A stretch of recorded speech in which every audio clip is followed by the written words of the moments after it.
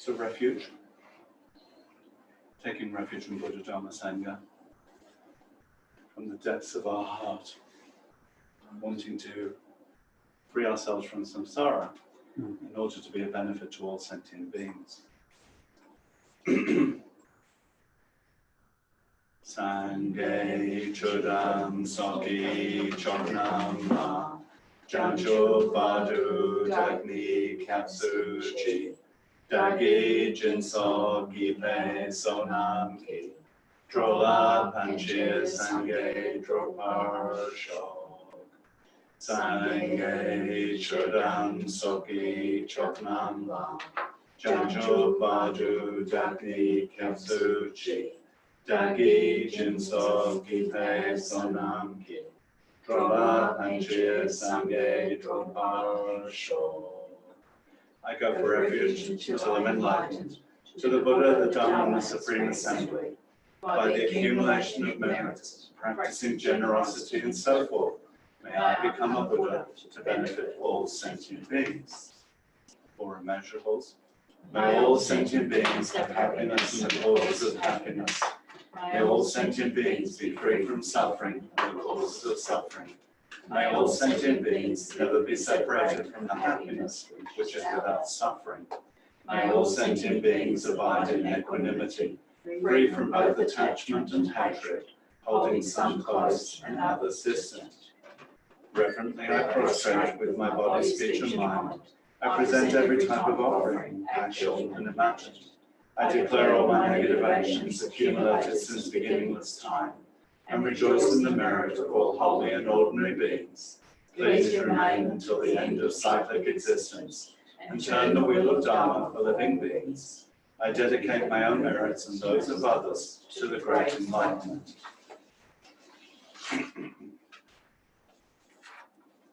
Short mandala, and then the inner mandala.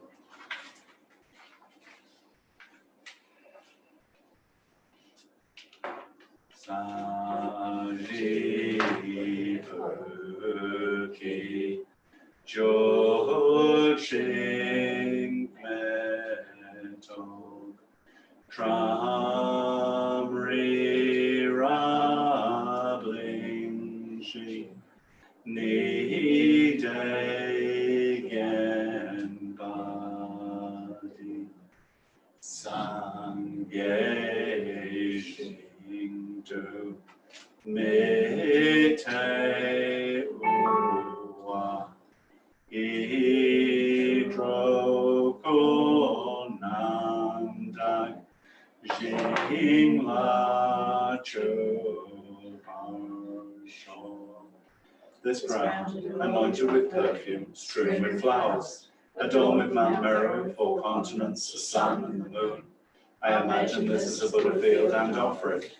May all living beings enjoy this pure land. The objects of my attachment, aversion, and ignorance, friends, enemies, and strangers, and my body, wealth, and enjoyments, without any sense of loss, I offer this collection. Please accept it with pleasure, and bless me with freedom from the 3 poisons. Idam Guru Ratna Mandala Kaviryataya.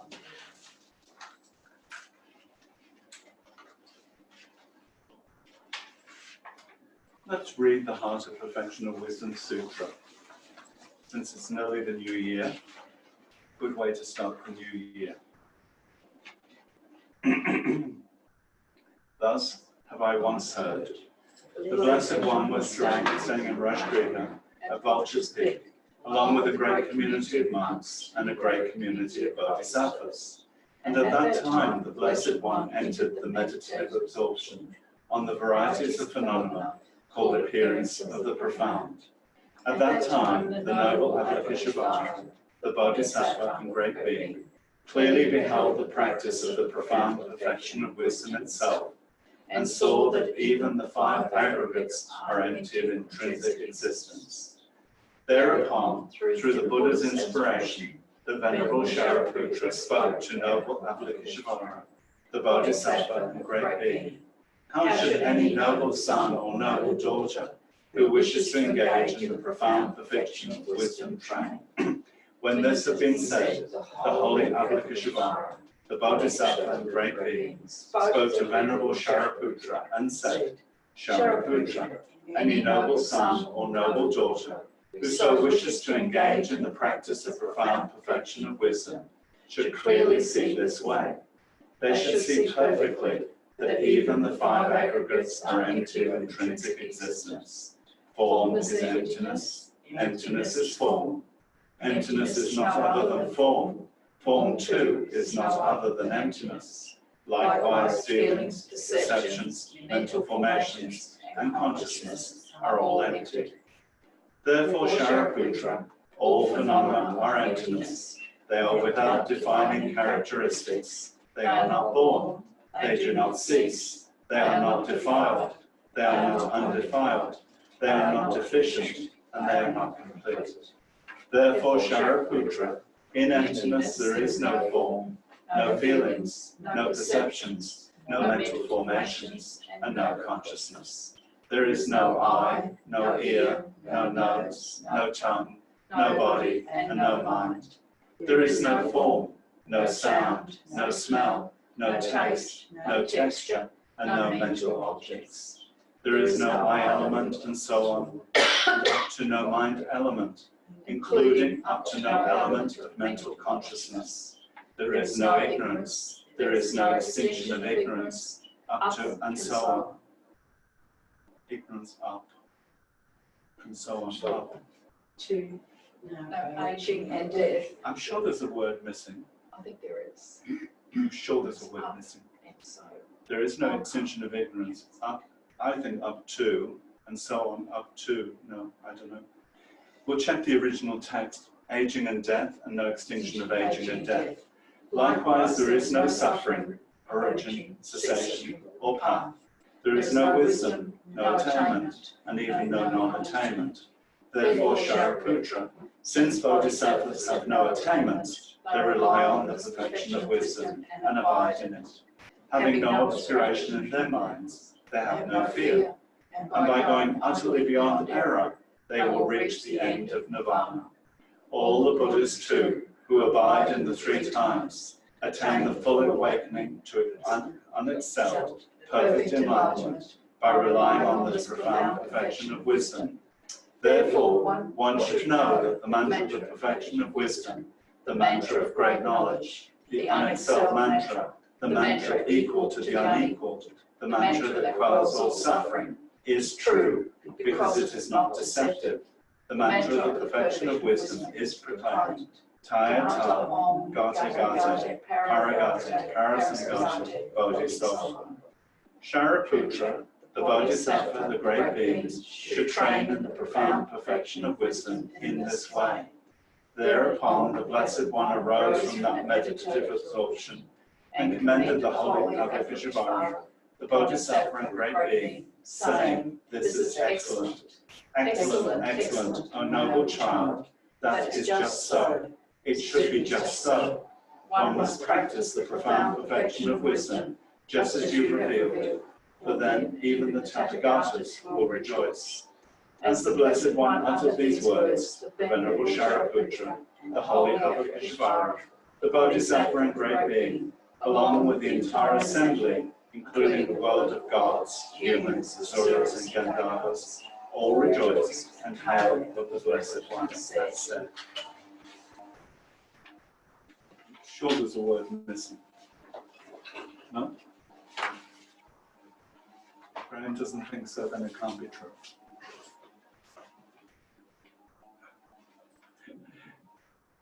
You're very erudite.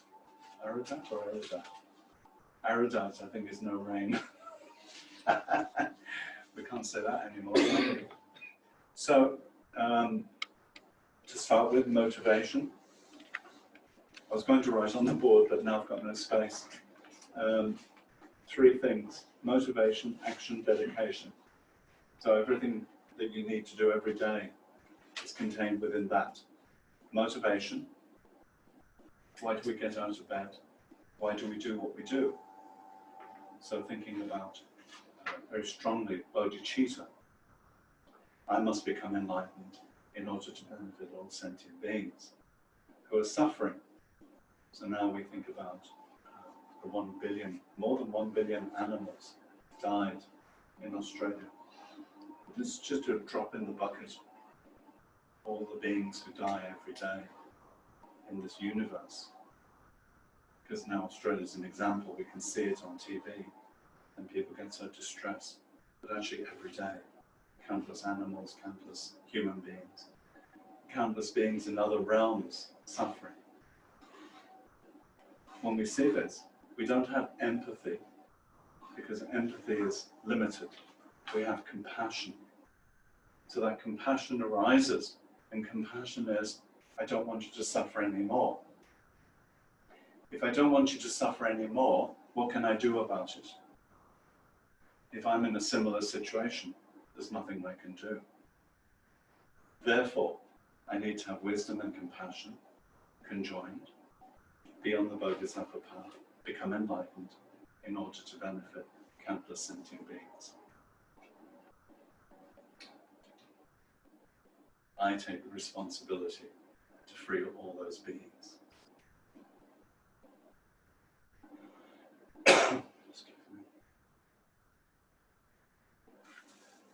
So I had some thoughts this morning, and I wrote my thoughts on the board.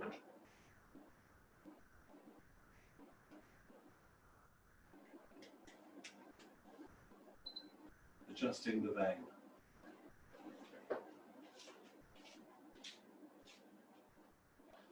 That's better.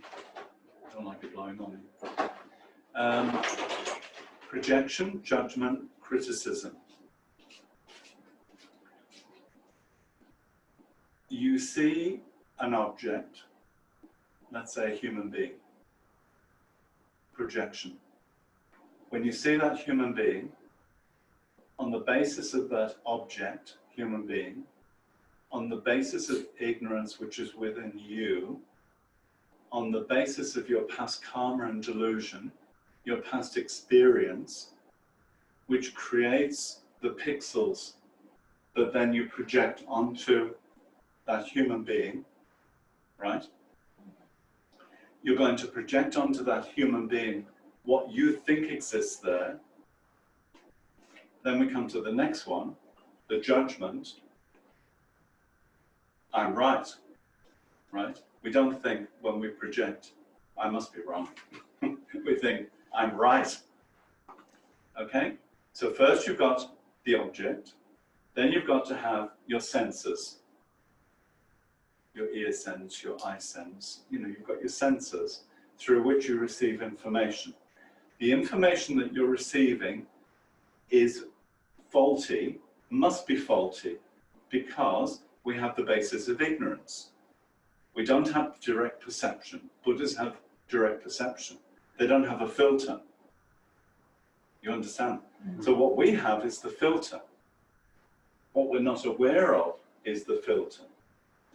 So why I'm talking about this is because the Tara practice is very much about removing the filter of ignorance, of giving you the non-filter, if you like, of wisdom. So we've got the projection onto the basis, so the human being. The ignorance is coming from me.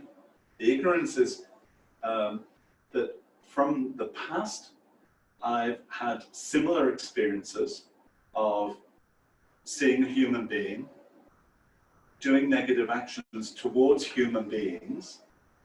Therefore, I've got past karma, past delusion, and because of human being, the human being is a condition in front of me for the past karma and the past delusion to ripen. Okay? So in that ripening, then is the pixels, if you like. If you think of them as pixels, each karmic imprint is producing pixels which are forcing you into seeing that human being from the point of view of judgment. You've decided 3 things, 3 choices. You could have, who cares? Which is the greater number? Walking through the shopping center, you can't be thinking, yes, no, yes, no. You know, mostly it's who cares, who cares, who cares. We just filter that way.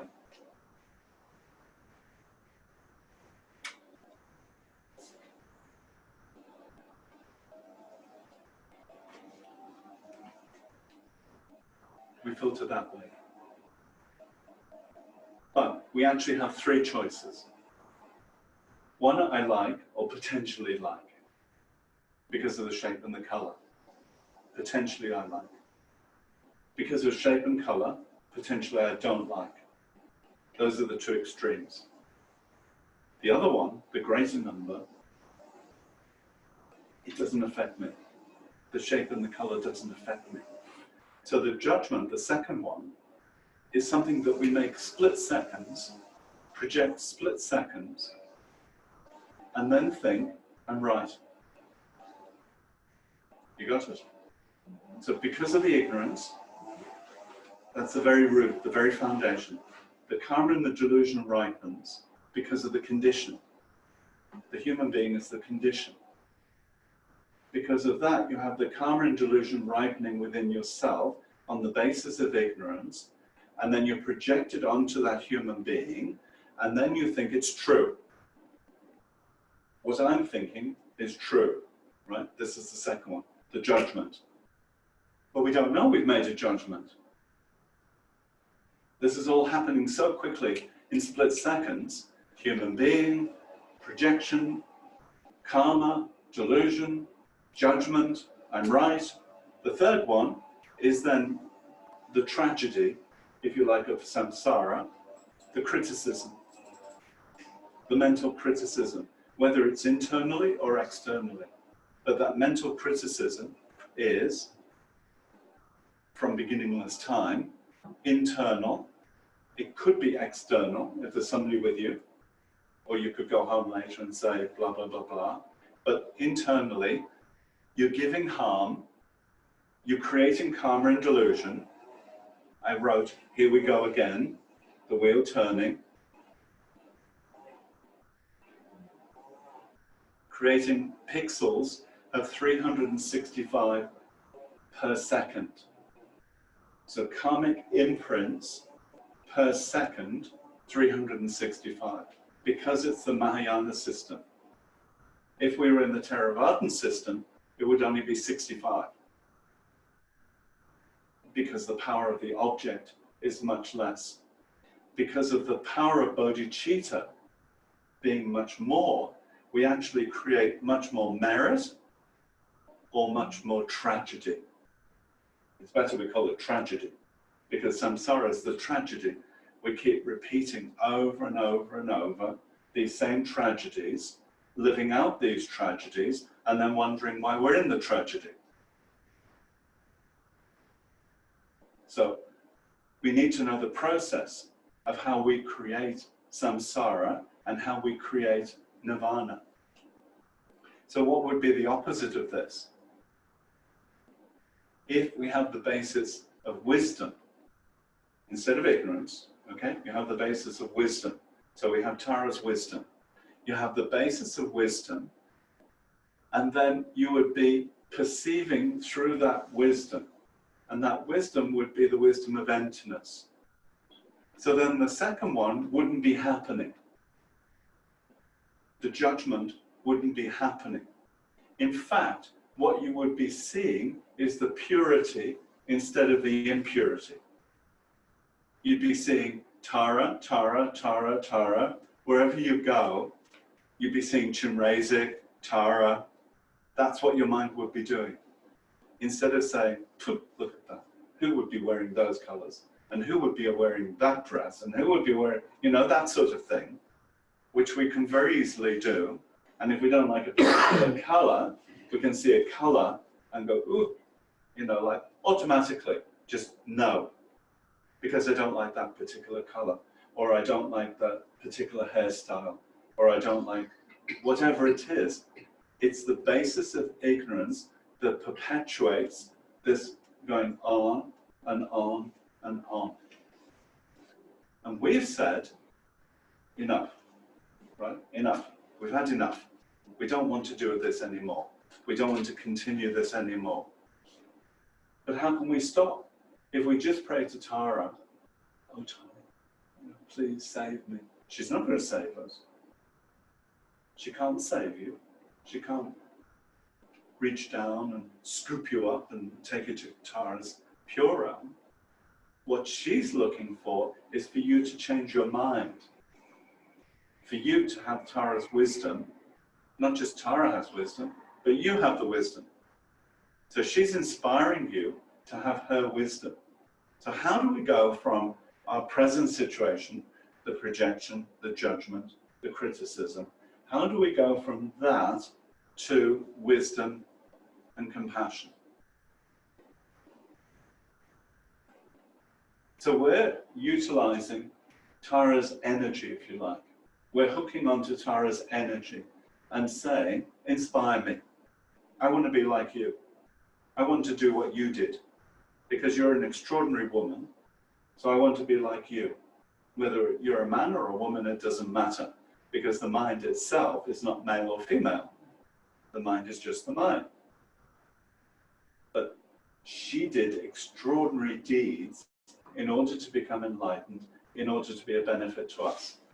And one of her powers is the power of prayer, which means when a Buddha makes prayers, those prayers are actualized. For us, we just pray, but a Buddha's prayers are actualized. It's one of their powers. So then, she's made so many prayers to be a benefit to us, to help us, to liberate us, to remove us from our suffering. So then, when we're talking about removing ourselves from suffering, removing others from suffering, what do we mean? We have to go back to this understanding. The basis is ignorance. But we don't feel it. We don't know about it. You understand? That's the problem. We think that what we're projecting is real. Not from my side. I don't think of it as a projection. I think of it as a result. So when I look at these flowers and I say, oh, they're beautiful, I think they're beautiful from their side, not from my side.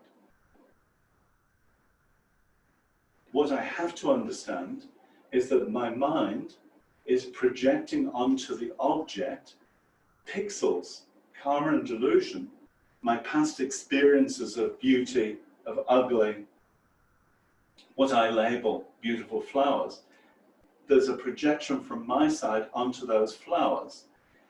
And if I analyze with the Heart Sutra, where is the beauty contained within those flowers, you can't actually find it.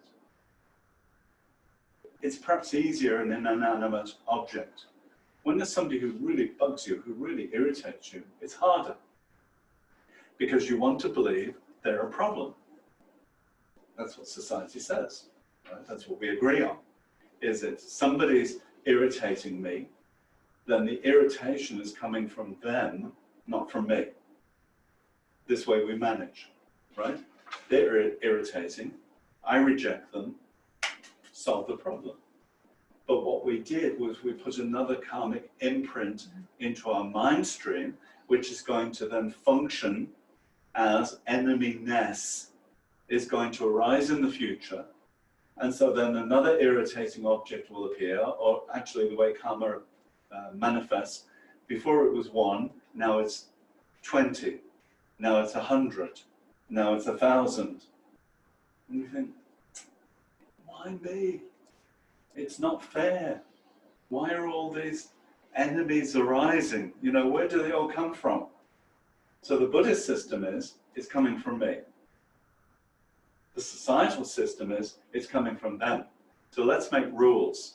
We make rules about silence, we make rules about noise, we make rules about many things, wanting to control the environment because we want to be happy and we don't want to suffer. But actually those rules don't work.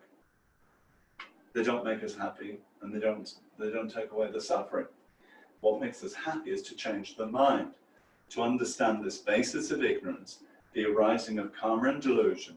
From that karma and delusion, which is our past experience, we're producing karmic imprints, which are potential pixels I like to think of them as pixels, the dots on the screen, that then make a very sharp, real image, enemy, enemy-ness.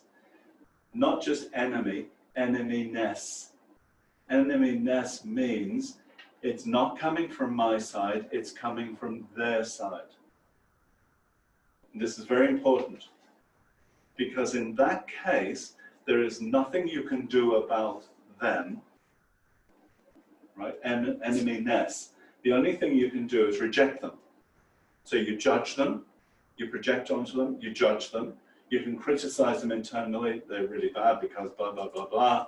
So the mind goes crazy into its criticizing, judgmental mode, projects all that onto them, and then the only solution is get them out of my life.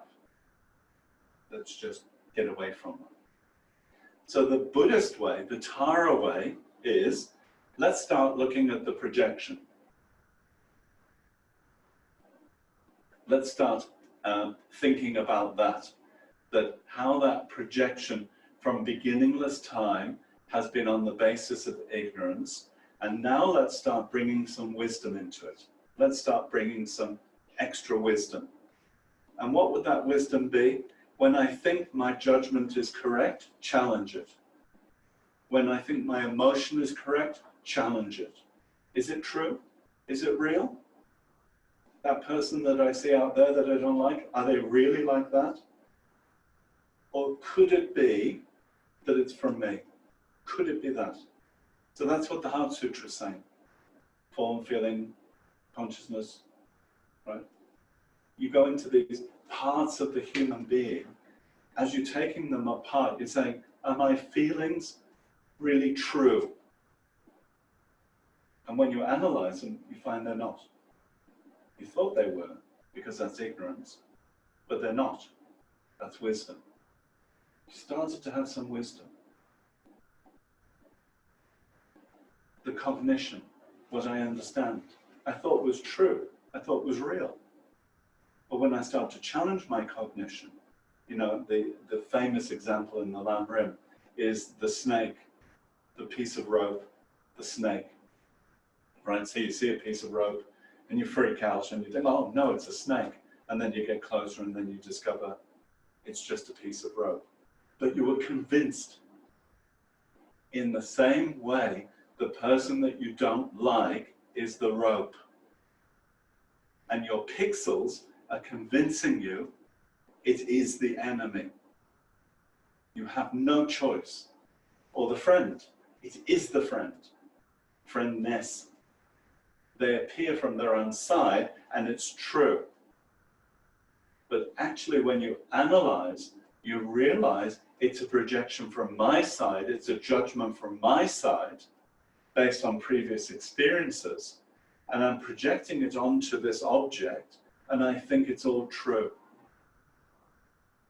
And then if that friend turns against me, I'm shocked. How could it be? If that enemy becomes the friend, I think about it and I think, wow, how incredible, you know, how could it be? I hated that person and now I like them so much. How could it be? Because the mind can change just like that. The potential is there for the mind to change. But we use our mind in such a way that when we've developed an enemy, we keep using our thinking to develop the enemy more and more and more. And I give the example of, you know, the arrow. That somebody shot the arrow of negativity and it fell at your feet and you picked it up and you thought, ooh, that looks poisonous and dangerous. And I'll just stab myself a few times to check to see if it's poison. Because the words are poison, the negative thoughts are poison. I'll just stab myself a bit. Yeah, it's poison.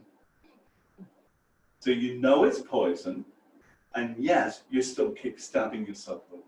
Because the habit is there from beginningless time, repeating over and over and over. Stab, stab, stab, stab. Are they stabbing you or are you stabbing yourself? Who's doing it? You're doing it to yourself, not they're doing it to you. But the easier thing, what we've learned to do, is to project onto others, they're the problem. They're doing it to me. And it's not fair. because I'm a good person, which makes it even worse, right? Because I've judged myself to be a good person, and now on the basis of good person, I'm getting harm, and that's not fair, and so they're even worse than they were before. So the judgment and the criticism becomes even stronger. You understand? This is what we need to change. You know, we need to change the very fundamental ignorance, switch it over to wisdom. Every time that ignorance starts to arise, we challenge it. But how? But when? But why? But what? Just start challenging it. The judgment, I'm right. Are you right? Is it true? Are you right? Check it. And then the criticism, well, give it up. You know, just give it up. We don't need to keep creating these karmic imprints over and over and over, which we then need to purify. So we need to go on a 3-month Vajrasattva retreat, and we need to do so many practices and so many things to purify. Well, why are we creating a nightmare for ourselves? It's like we go into the house with a whole pile of dust and dirt, and we throw it in the house, and then we say, great, now I've got something to clean. We already have plenty to clean. We don't need to create more to clean. So when you know the process, you start being aware of how you're creating the dirt, you're creating the dust. And so each moment of your life becomes an opportunity for accumulation of merit and purification. When you're sweeping out the delusions. When you're vacuuming the delusions. When you're switching on light, you're switching on wisdom. So you start to think like that. So that way, every day, every moment becomes a Dharma activity rather than the drama activity. Okay? That was my intro. I talked too much. Okay, then we go on to Green Tara.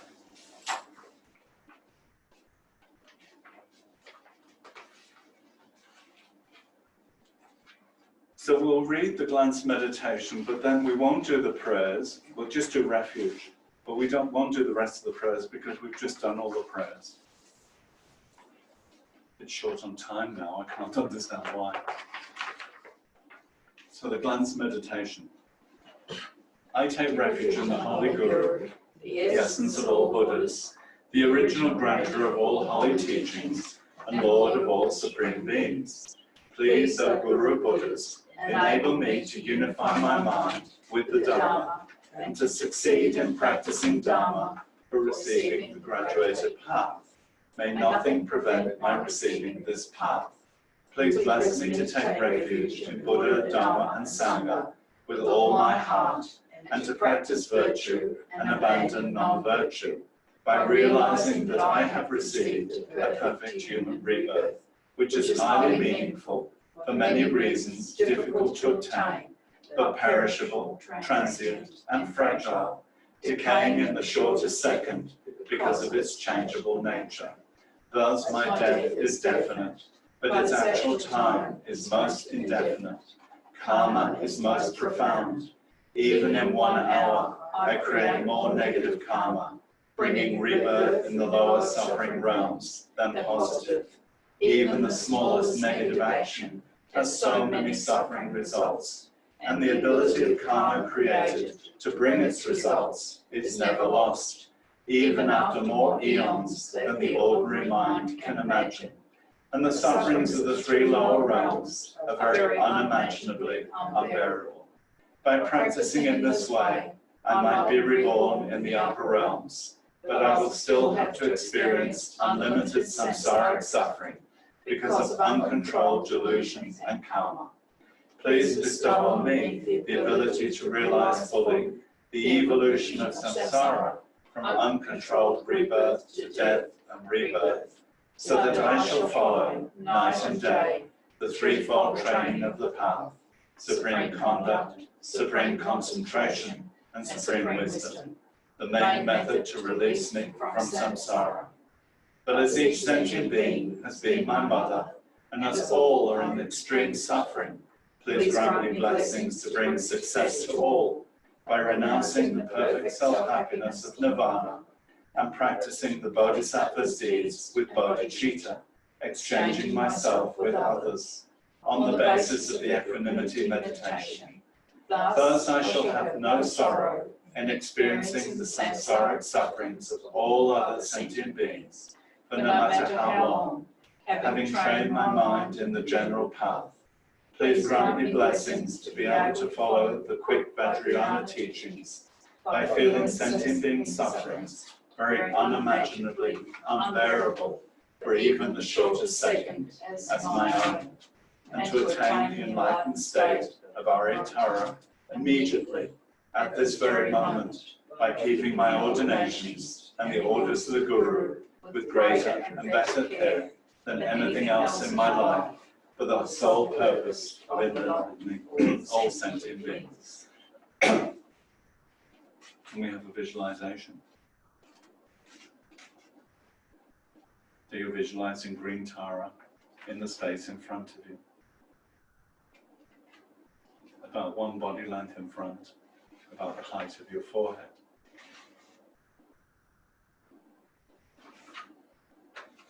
She has a radiant green light body. So beautiful.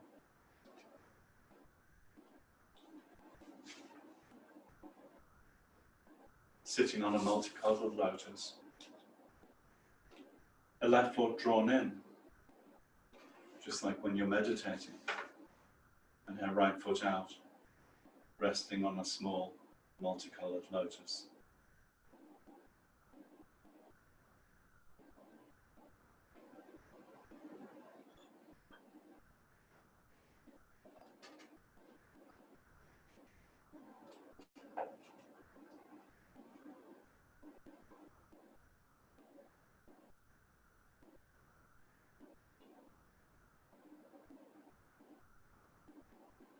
The left foot drawn in indicates her complete and effortless control over desire energy.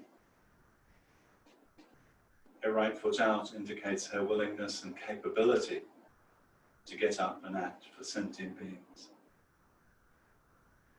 So she's often referred to as the wish-fulfilling Buddha. She represents the quick capacity to cut through problems, to get things done, to remove obstacles.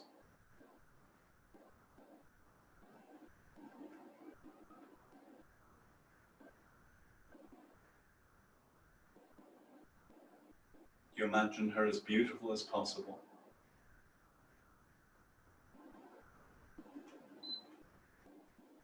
Young, radiant, full of energy, full of bliss, wearing colored silken garments and jewelry on her ears, ankles, arms, and neck.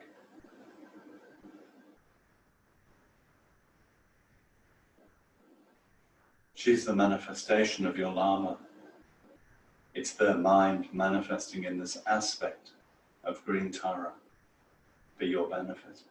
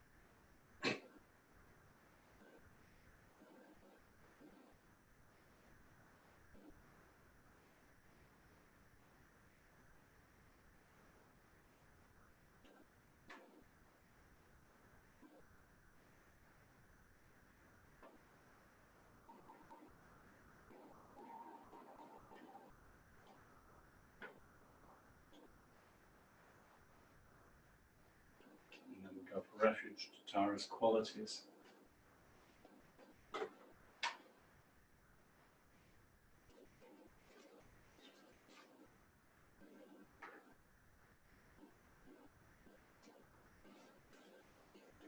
Sangye charan soki choknamba Janchu padu dakni kapsuchi Dagi Jinso Kipe Sonam Ki Drola Panchir Sange Dropar Shog Sange Shudan Soki Choknam La Janjo Badu Dagni Kyapsu Chi Dagi Jinso Kipe Sonam Ki Drola Panchir Sange Dropar Shog Sange Shudan Soki Choknam La Janjo Badu Dagni Kyapsu Chi Dagi Jinso Kipe Sonam Ki Drola Panchir Sange Dropar Shog. And we'll go straight to page 4, since we've already done all the prayers. You've got Tara in front of you, and you're visualizing one chakra at a time.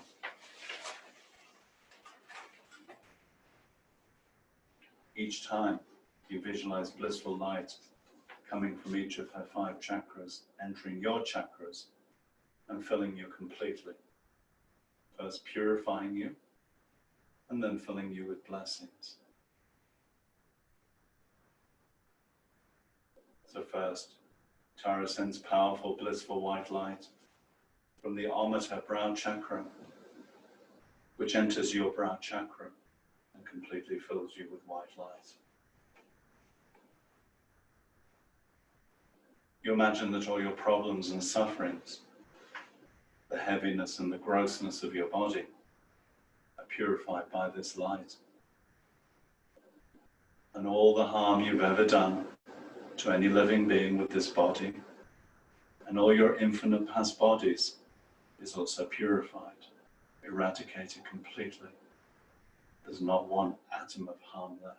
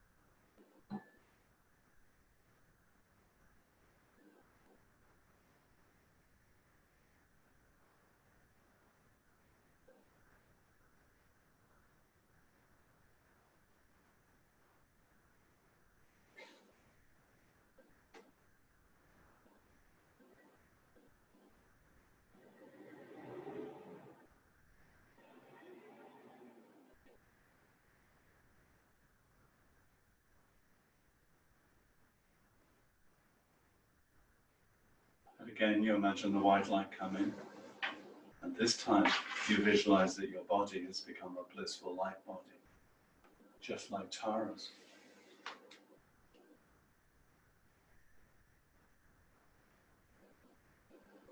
Your body is made of light.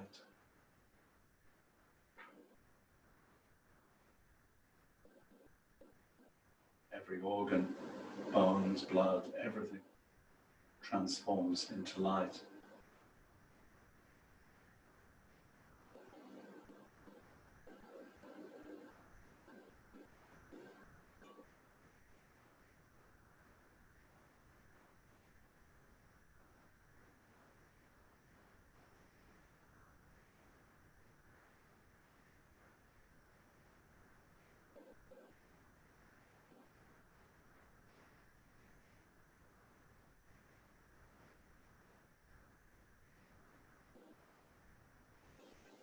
Secondly, she sends red light from the R at her throat chakra, which purifies all the problems of your speech, the inappropriate speech, the useless speech, the inability to express yourself appropriately, that all the harm you've ever done to any living being with your speech of this life, now infinite past lives, is totally purified.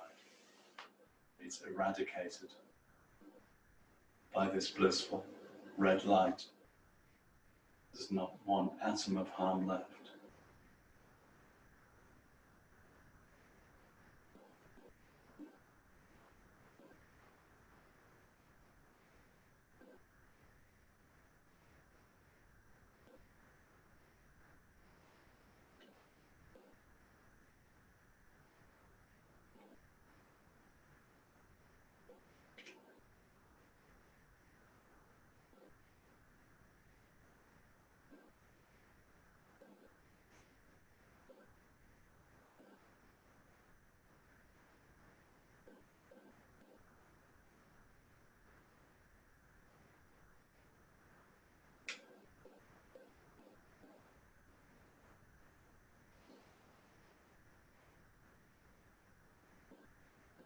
And the red light comes again.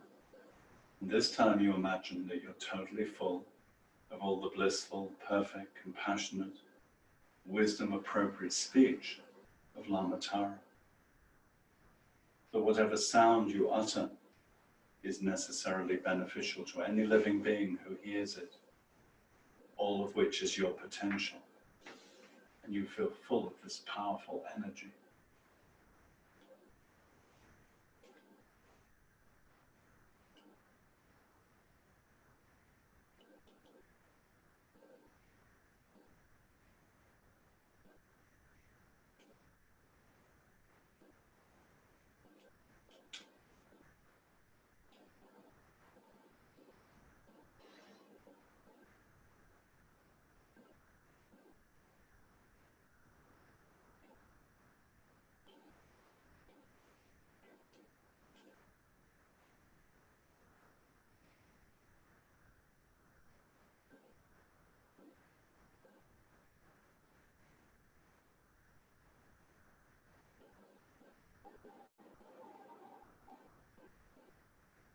Thirdly, Tara sends powerful beams of dark blue light from the blue hole at her heart chakra, which enters your heart chakra.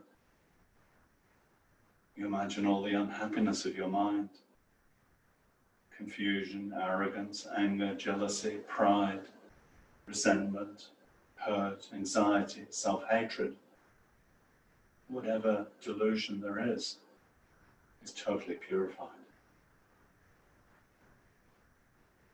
That all your delusions, including the root ego grasping, the cause of your own suffering and why you harm others, is totally eradicated by the powerful blue light.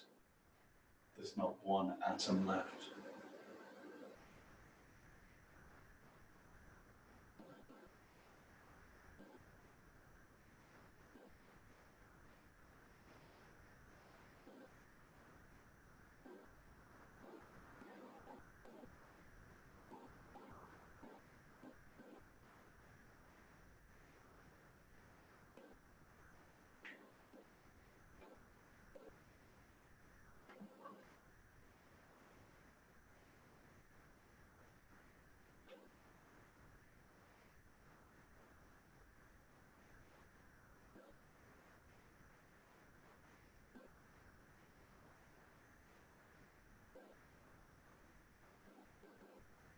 And the light comes again.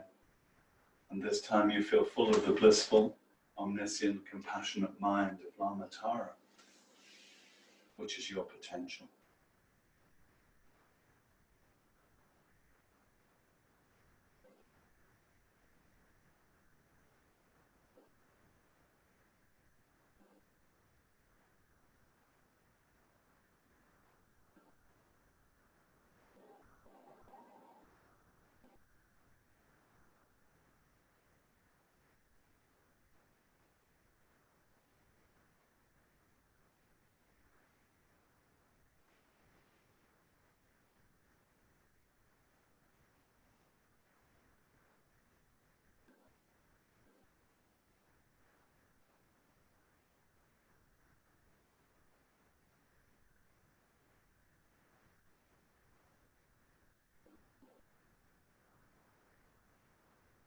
And fourth, you visualize that Tara ascends from the yellow spire at her navel chakra, 4 finger widths below your navel, powerful laser beams of yellow light that penetrate your navel chakra, filling you completely.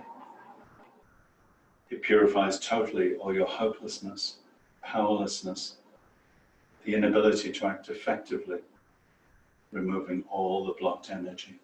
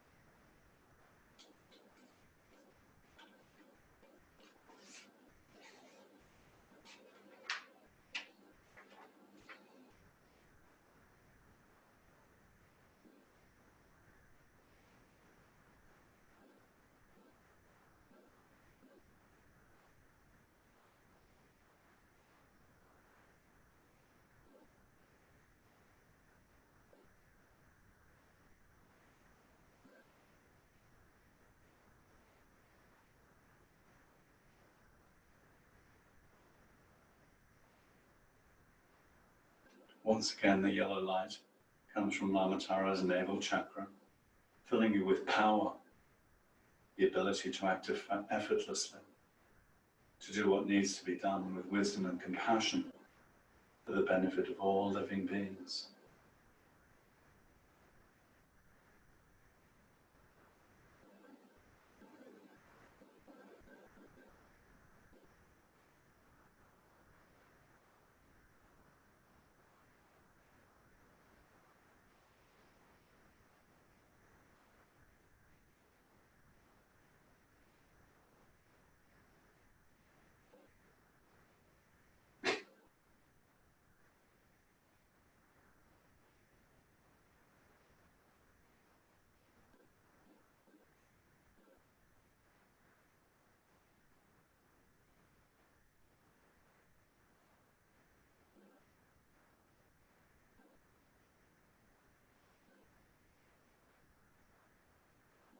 And fifth, you visualize the Tara sends from the green heart as a secret chakra, powerful beams of green light that penetrate your secret chakra, filling you completely. It totally purifies all your out of control, unhappy attachment energy, all the yearning and the desire which makes you miserable and unclear and dissatisfied. There's not one atom left.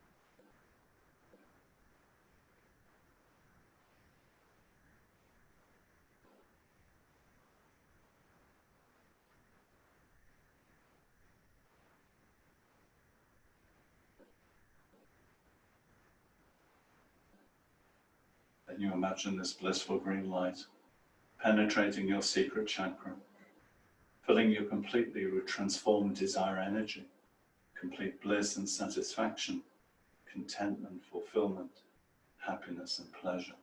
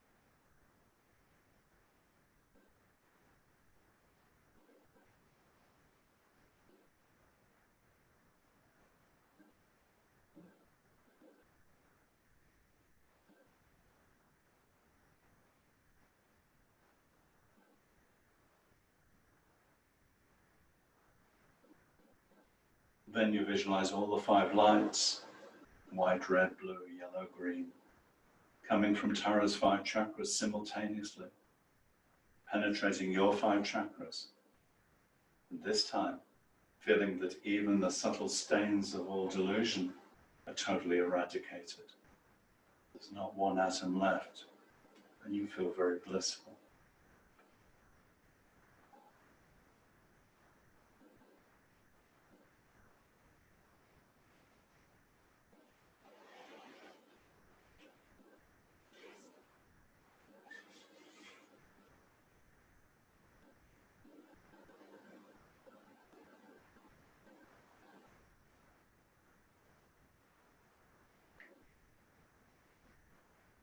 You concentrate on being oneness with the energy of Mother Tara.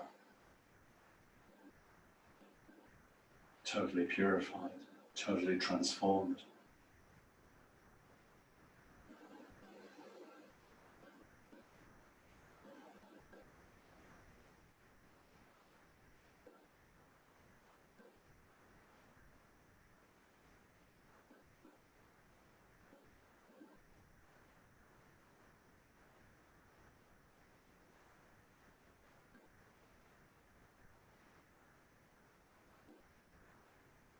And Tara's lotus dissolves upwards into her body.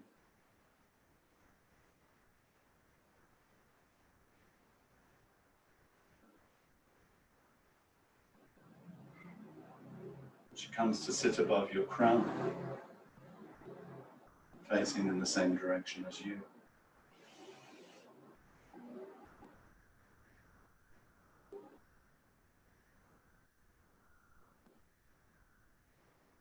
Out of her wish to be oneness with your mind, she dissolves into green light, melts into your crown, and goes down your central channel to your heart chakra, where she merges with your subtle consciousness, your clear light consciousness, and you think Tara's mind, the Guru's mind, my mind, all the same thing, and you feel blissful.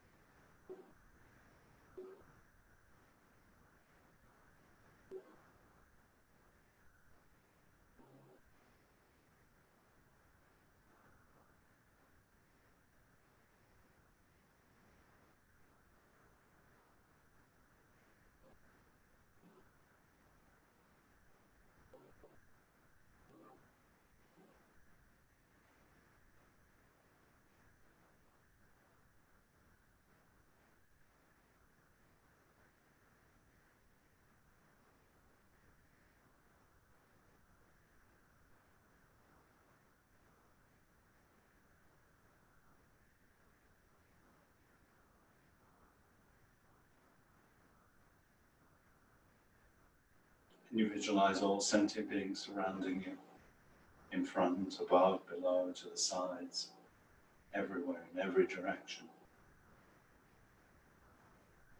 And as you recite the mantra, you imagine that the energy of the mantra goes out and hooks all Tara's energy, which goes to all sentient beings, liberating them, and comes to you, filling you with bliss and wisdom and her sublime qualities, which is your potential.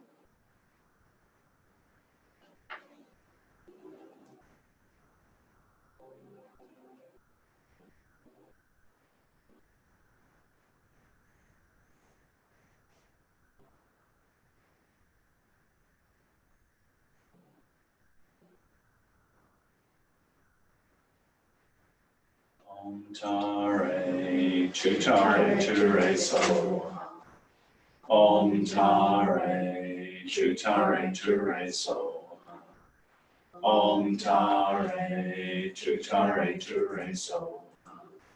Om Tare Chutare Ture So. Om Tare Chutare Ture So. Om Tare Chutare Ture So. Om Tare Chutare Ture So. Om Tare Chutare Ture So. Om Tare Chutare Ture So. Om Tare Chutare Ture So. Om Tare Chutare Ture So. Om Tare Chutare Ture So. Om Tare Chutare Ture So. Om Tare Chutare Ture So. Om Tare Chutare Ture So. Om Tare Chutare Ture So. Om Tare Chutare Ture So. Om Tare Chutare Ture So. Om Tare Chutare Chure Soha. Om Tare Chutare Chure Soha. Om Tare Chutare Chure Soha. And finish off the mala by yourself.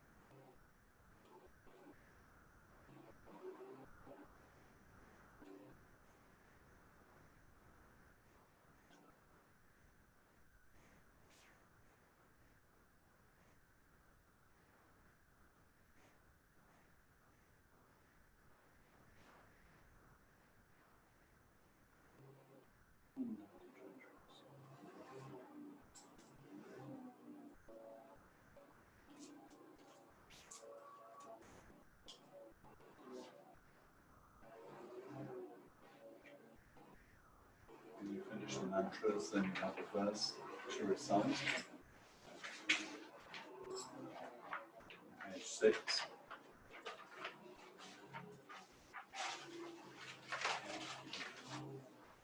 Please, Root Guru, glorious and precious, remain upon a lotus at my heart, and looking after me through your great kindness, grant me siddhis of body, speech, and mind.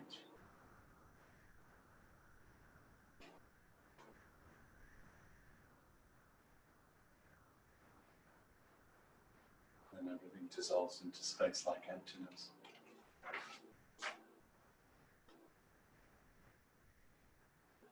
The entire universe dissolving into empty space.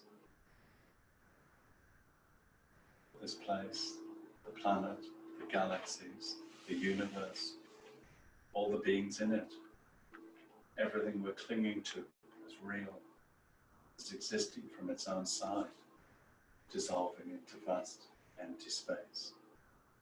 There's not one atom left, zero, as Lama Yeshe used to say.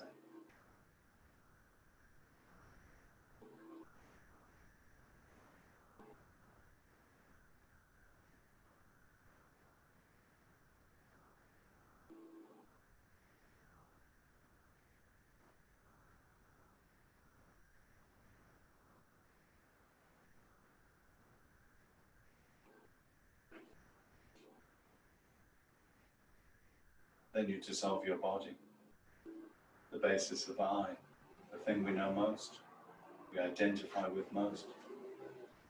You imagine that from your feet up towards your heart chakra, from your crown down towards your heart chakra, just dissolves. You feel that everything dissolves into your heart chakra.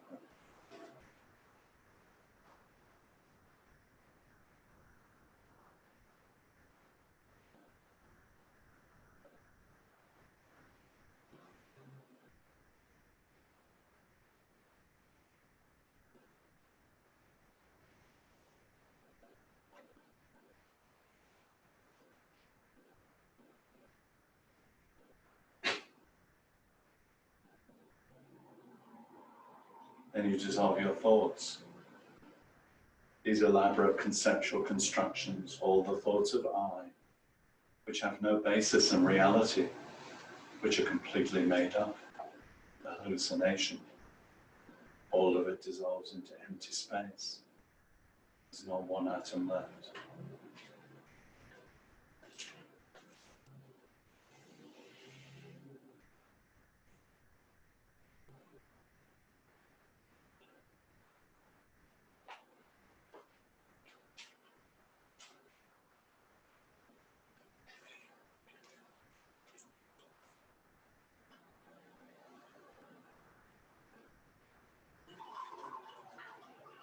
All that's left is your Lamatara consciousness, very subtle and pure, as vast as space.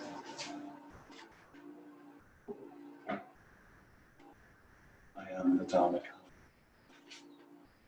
This is who I am.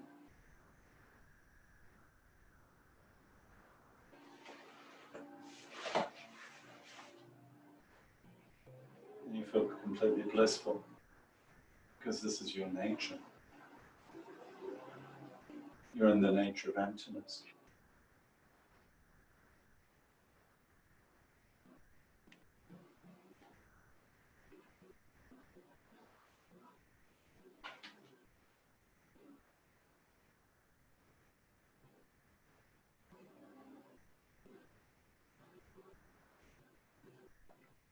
When it's time to finish, you're roused out of this blissful emptiness by your compassion, your wish to benefit others. And so you manifest again in your body. You imagine that your mind is oneness with Mother Tara's mind. And you make strong prayers that with this body and speech, you will benefit whichever sentient beings you come into contact with, human, animal, whatever. That the purpose of your body and speech is to benefit others.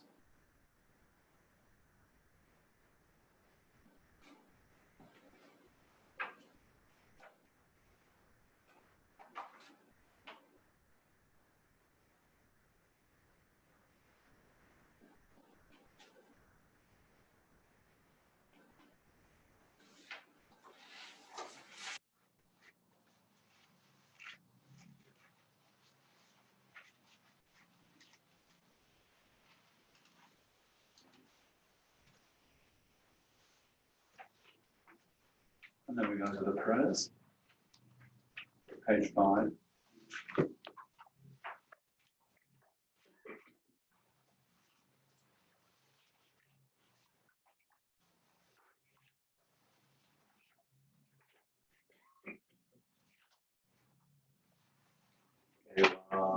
Ardino Duta Lama Sange Drop your name Droa Chikyan Malupa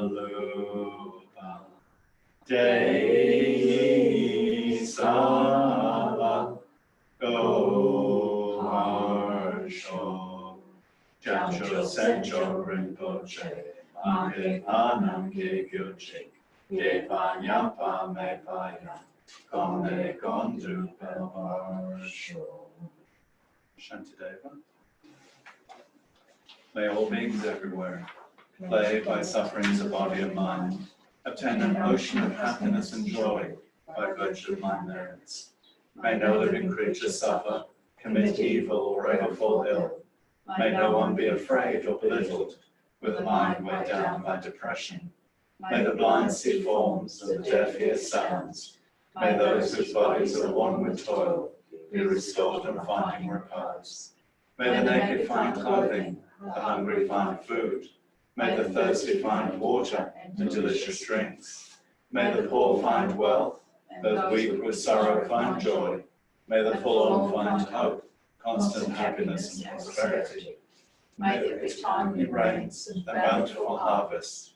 May all medicines be effective and wholesome prayers bear fruit. May all who are sick and ill quickly be freed from their ailments. Whatever diseases there are in the world, may they never occur again. May the frightened cease to be afraid, and those bound be freed. May the powerless find power, and may people think of benefiting each other. For as long as space remains, for as long as sentient beings remain, until then may I too remain, to dispel the miseries of the world. His Holiness, Gangre Rewe Kowe Shingandia, Pendam Dewa Malu Jumwene, Shinre Zikwan Tenzing Yatsoyi, Shape Site Baju Tengyoji. The wish-granting, wish-fulfilling jewel, source of every single benefit and happiness in this world, to the incomparably kind Tenzin Gyatso, I beseech, may all your holy wishes be spontaneously fulfilled. And the last page. Wisdom, light of true compassion, source of Tara's love maternal, Lord Science Doctrine, perfect holder, we request your life eternal. Teacher, Father, Mother, Guru, we entreat you live forever, guiding all to liberation, perfecting our minds forever, with your always skillful guidance and profound compassionate ways, shining Tara's light eternal, guiding to her Tathagata mind.